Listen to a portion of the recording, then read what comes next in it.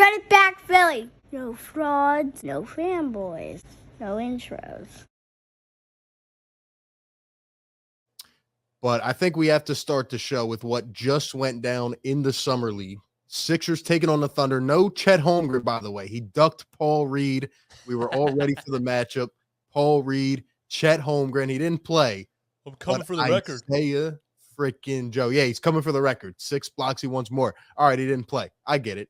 But anyway, can we take a second before we get into it to admire Isaiah Joe? Will he crack the rotation? We'll talk about it.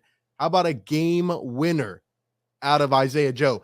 As a Sixers fan, you must know every game comes down to the wire, okay? Every Summer League game so far, all 3 of them have come down to the wire. And Isaiah Joe, what a shot, man. Fading away from 3. What do you think, DJ? Is Isaiah Joe going to get some minutes this year?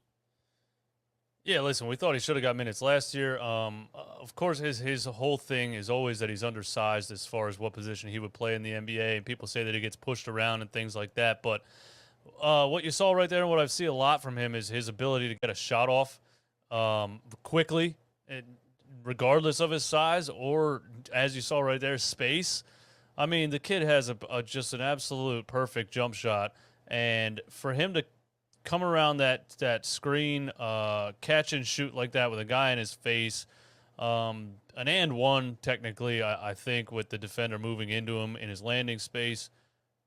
I mean, the kid, like, when you had us shooting 17% from 3 in some of those games, there's no reason for Isaiah Joe to not be on the floor. And, another offseason, another year of growth for Isaiah Joe.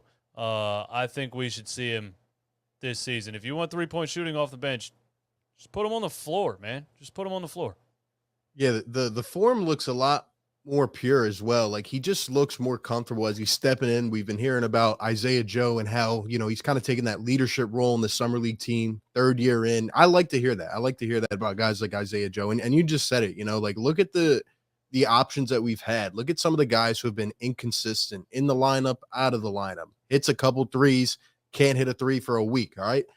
We're not saying that Isaiah Joe is going to be the most polished player, but he's a young and upcoming prospect. He can also handle it, on the defensive side of the ball as well. He can hold his own for sure. And you got to give him a chance to develop. You got to give him a chance to play. And when he's hitting shots like this, man, I mean, it's big time. It's big time for sure. And, this is a guy who I believe if he was on another team would have had, more ample opportunities so far. And I think you need to let him expand in his role. Yeah. I'm trying to go this offseason looking towards this season without going on Doc Rivers' rampages. But, he's never been one to develop players. And part of developing young players is instilling them with confidence, giving them enough time to get comfortable, not putting a guy on the floor for 5 minutes and then yanking him and not playing him again for a month. And you can see, obviously, the Summer League, he looks more confident because he knows he's the veteran on that team. And it's like, game down by 2, 24 seconds left. I'm shooting the ball. I'm the one here. So it was cool to see that confidence from Isaiah Joe. And, hopefully that can transfer over to the NBA a little bit. And hopefully Doc Rivers is willing to give him a chance to get enough time. It doesn't have to be a ton of time per game, but give him enough time, at least consistent time, to get comfortable in the NBA and see if he can do the things that he can do in the Summer League in the NBA. So we're praying that Doc Rivers has a sort of epiphany this year. Yeah, I hope so. Isaiah Joe, 19 points today, went 4 for 6 from deep. He had 17 the last game, and I forget what he had the first game, but each game, seeming to get better, stepping into his motion. I mean, just a guy who hopefully can crack the rotation. I mean, this is his 3rd year in the league. And he was one of the guys that we were obviously looking forward to this summer. Obviously we're playing competition that isn't up to par, and some of these games are lagging through. They're hard to watch sometimes, but all you can do is handle your business, right? And Isaiah Joe came out and, he got better. Some people were, on him a little bit after the first game, looked a little bit hesitant, but he got comfortable and he did his thing. Now, another guy, Paul Reed, got to play today. Like we said, we wanted to see him up against Chet Holmgren. He did not go. But But once again, Paul Reed handling his business, 14 points, 5 for 10, 7 rebounds, 2 assists, 1 steal. Paul Reed, especially, following up that first game performance, because in the second game, really nobody played. But Paul Reed had 20 and 15 in the first game, and then he finishes today with 14 and 7.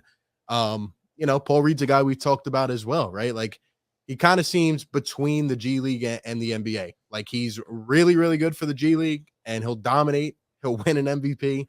But getting up to the NBA, he's obviously going to need more time to get, his feet under him, and hopefully Doc Rivers will give him that. What is your assessment on Paul Reed based on what you've seen?